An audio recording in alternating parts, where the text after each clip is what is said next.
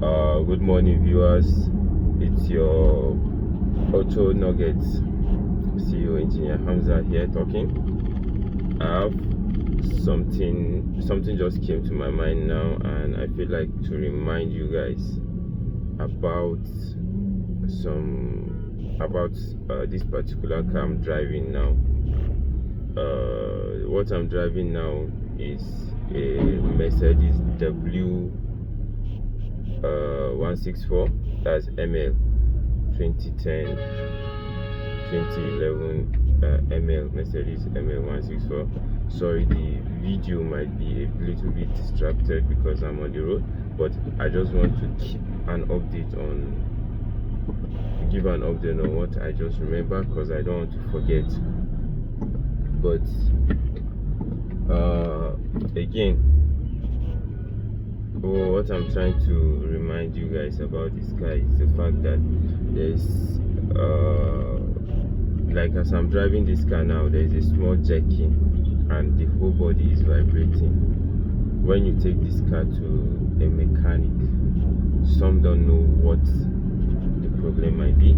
They'll just start losing the legs, checking, and they'll say, okay, it's the bushing or the camber or something. Normally, that's for unexperienced mechanics. But generally, when this car is vibrating, the whole body is vibrating, and you're moving on the road, there are two things you should know as a car owner: that okay, this is what is wrong with my car. It's just a simple tip. Now I'm driving and the whole body is vibrating, the steering is vibrating. Simple. The problem is the engine mount. The engine mount and the gearbox mount. Those are the two things that is wrong on the car. Nothing is wrong with the legs or the wheels. The gearbox mount is what is wrong with the car again. Then also this car, the engine on this car is a very simple engine, and it's a rugged engine. It hardly spoils, but once you handle it carelessly, definitely the engine is going to have a problem. I'm trying to give general problems and solutions to ML164, so that you will know, and if you are the owner or if you have the car, you will know some maintenance tips you're going to avoid or do to avoid unnecessary spending and unnecessary going to mechanics all the time. Again, from the engine, when you come to the engine again, there is what we call the seal, the top gasket seal, the crankshaft seal, also the gearbox seal. Sometime in the morning when you wake up, you see oil droppage on the floor of your car. Normally those seals are not meant to be there forever. They are not meant to do it from the factory. They didn't do those seals to like work forever and forever. They have their lifespan. They have the time they expire, most especially the crankshaft seal, because crankshaft seal, where the location where that seal is,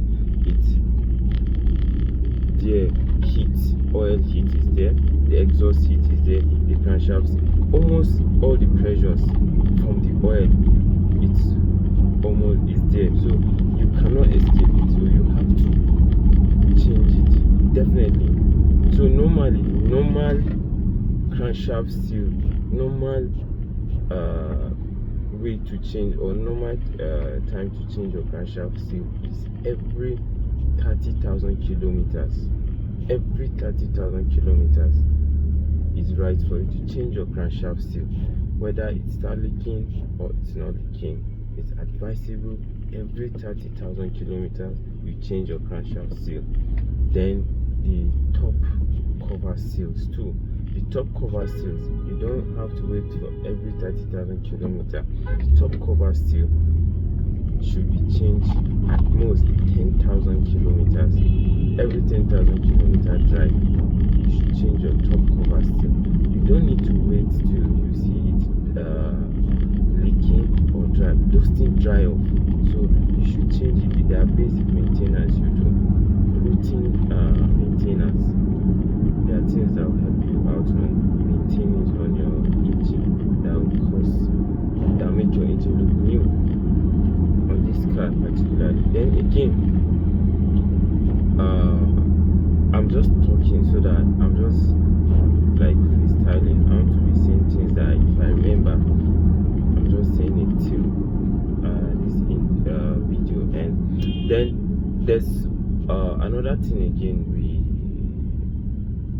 used to forget on this engine. This engine has air cleaner. There's what we call air cleaner on this engine, either the air cleaner or the air filter. Generally you call it air filter, but on the right English is air cleaner. That air cleaner, as the name implies, it filters dirt. It filters dirt, that is external dirt that is coming from, like the external dirt that is coming outside, that is being sucked from the outside, from externally. So the air cleaner filters the air because it now induces it to the engine. That's the engine induction. The air that goes into the engine during its induction stage, that's the work of the air cleaner. Goes through the manifold then to the engine. If it's this engine does not carry turbo, bi-turbo, so there's no, it only works with the air cleaner. From air cleaner to the intake manifold, then it delivers to the engine during the induction stroke. So that air cleaner, most of us tend to neglect it or forget. I don't know why, but it's very, very important. Air cleaner is very, very important. It avoids, if you know how to maintain or clear your air cleaner even on your own, believe me, you're going to solve about 50% of, avoid most 50% of problems encountered in your car. Your spark plugs will move fine. It is the air that goes into the piston, all those things has to do with the air cleaner. So that air cleaner, at least every 1,000 kilometers, should be replaced or dusted out. If you lose it and you see that it's a very dusty and you can't replace it, then take it to a vulcanizer and they should use their blower to blow it. Then you can put it back, or better still, replace it, because here it's not that expensive, but it's good you replace it.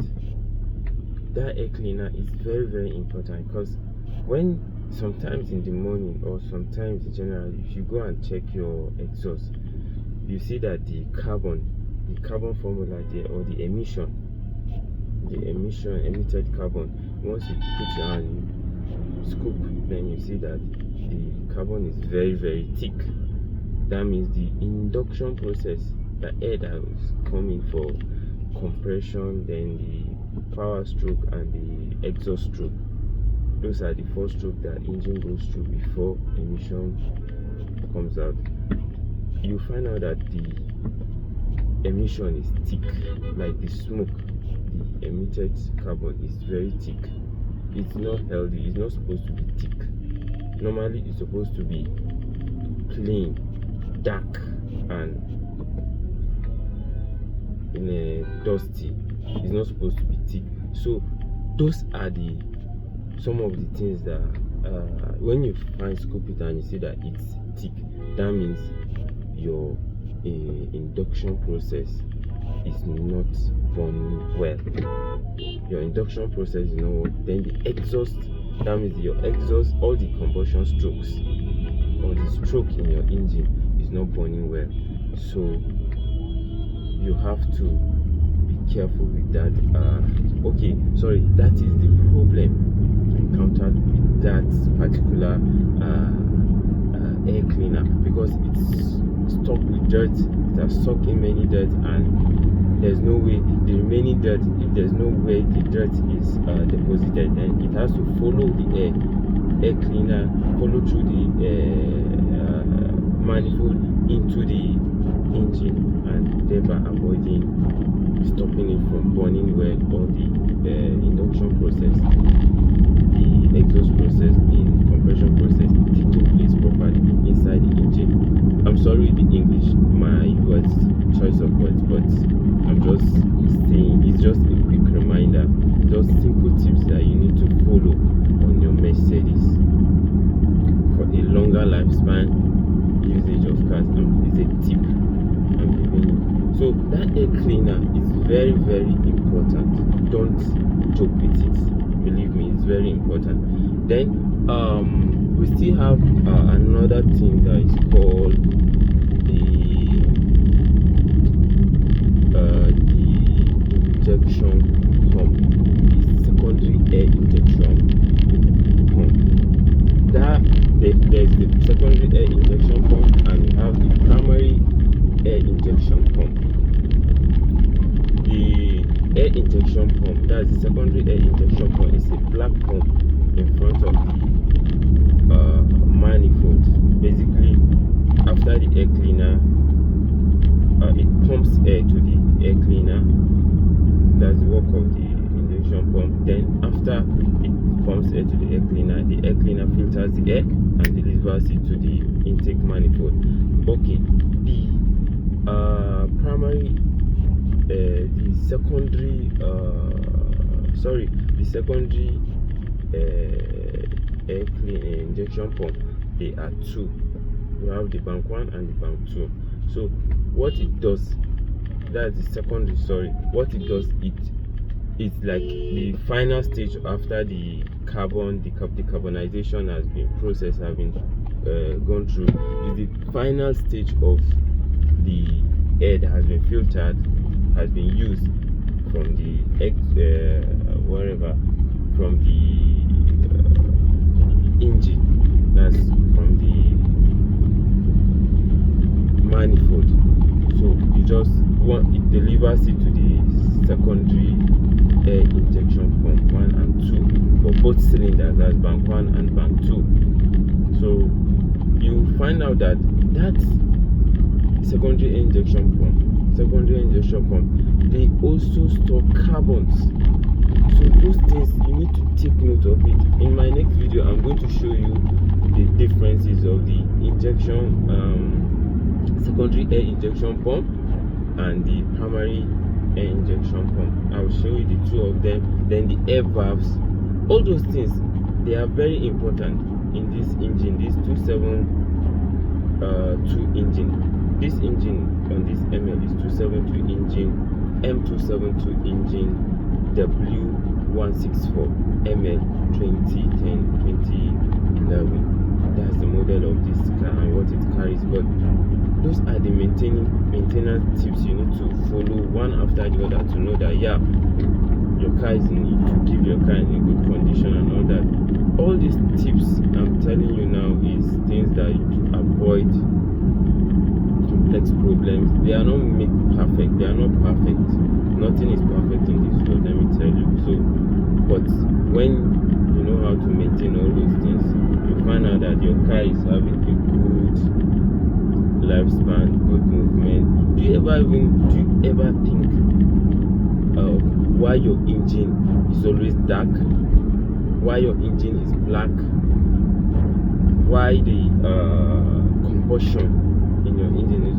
You need to know why when you drive your car to some certain time, your engine is always emitting some smoke, why your engine is emitting some smoke. So some maintenance tips for this engine to keep it healthy, to keep it moving are here. I'm going to give you, I'm still on the road, but I'm still giving you all those tiny small tips to take care of. Then still on the engine bay, let's come to the oil maintenance. Okay, I will do another video and I will explain to you in details the oil maintenance.